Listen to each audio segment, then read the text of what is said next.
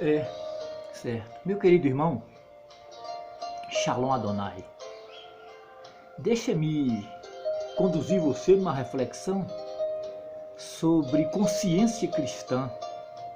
É um tema muito abordado nos últimos dias, né? Consciência cristã. Mas deixa-me ler aqui um texto para você, no livro de Atos, onde Lucas diz: por isso, Atos no capítulo 24, versículo 16, onde Lucas diz: por isso procuro sempre ter uma consciência sem ofensa perante Deus e perante os homens. Noutra versão, ele diz consciência pura, e ele dá uma certa ênfase à minha consciência. Ele não disse a consciência coletiva, mas a minha consciência. É essa sim que pode mudar a realidade. Existe um filósofo e sociólogo. Ele é um grande clássico da sociologia moderna. Ele é chamado de o pai da sociologia moderna, Emílio Durkheim.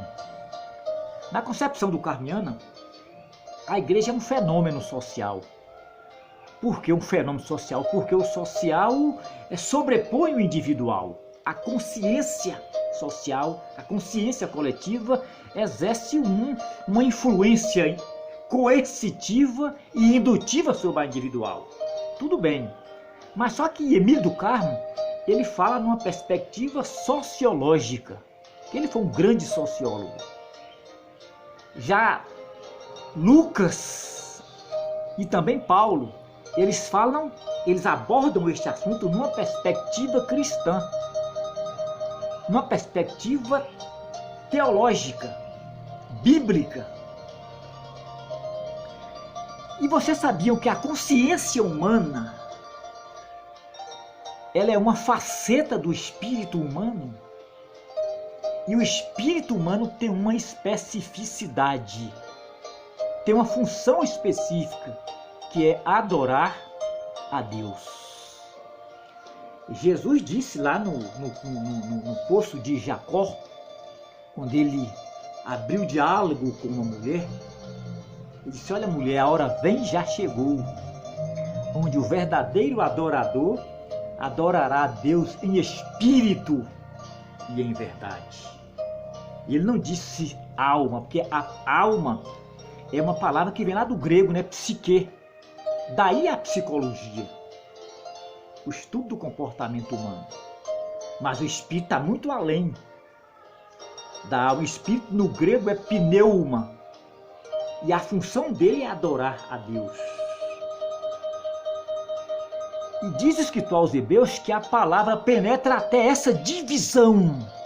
Existe uma divisão entre a psique e o pneuma. Isso é algo indecifrável. É algo enigmático.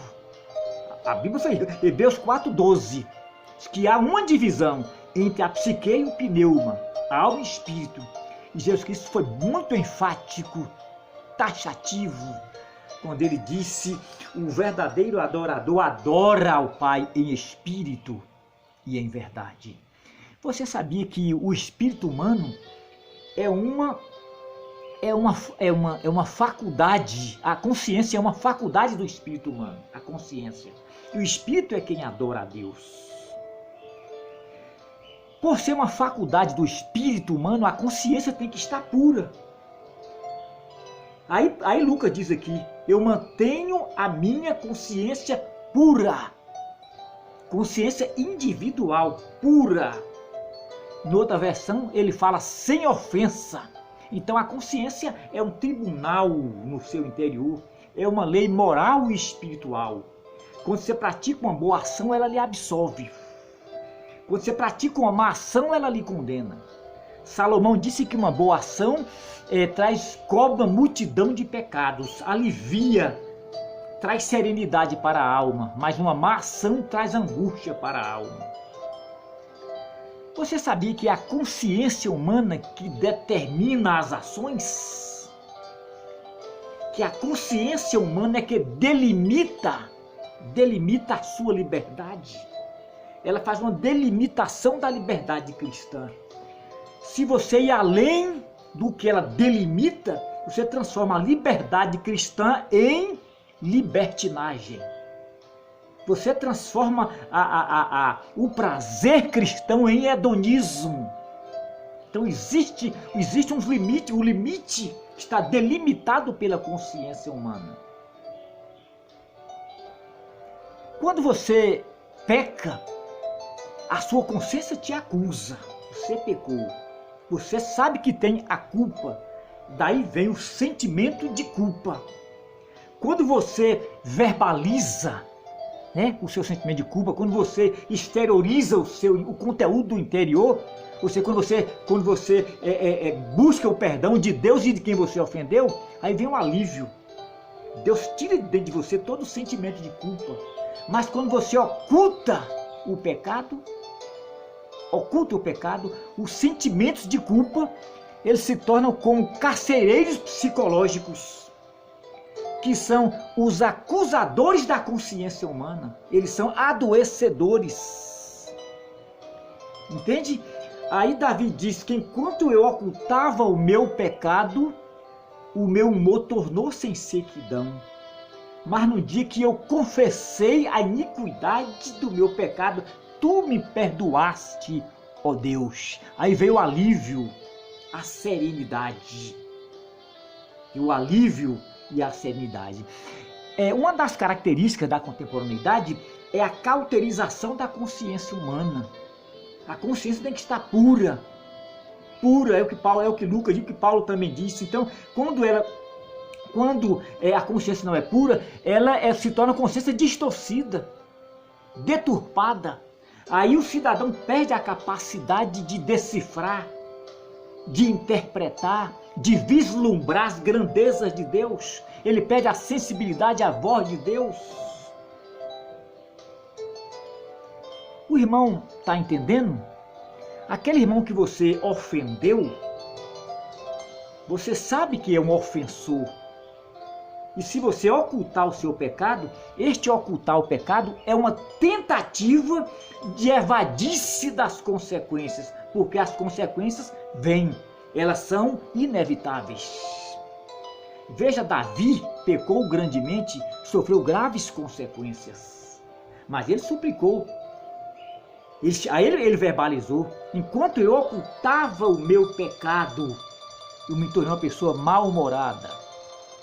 As doenças neurológicas que Davi desenvolveu foram frutos de um pecado não verbalizado, não confessado. Aí Paulo diz: se a tua consciência não te acusa, irmãos, tendes paz com Deus. Irmãos, é necessário fazer sempre um exame de consciência, uma autoavaliação. Não é isso? Uma autoavaliação, um autoexame, para a gente constatar como está a nossa consciência. Porque Deus perscruta o mais profundo do ser. E a consciência é um fenômeno totalmente subjetivo, ninguém pode perscrutar, ninguém pode avaliar. É entre você e Deus.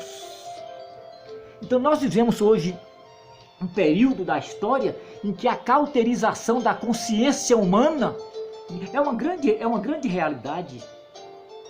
E quando a consciência está cauterizada, o cidadão tem a culpa, mas não tem sentimento de culpa, ele não somatiza. Ele não sofre uma psicossomatização, porque a consciência está cauterizada.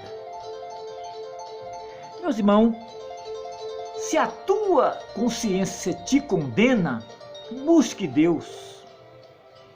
Busque retratar com o irmão que se ofendeu. Busque um conserto, que é grande o perdão de Deus.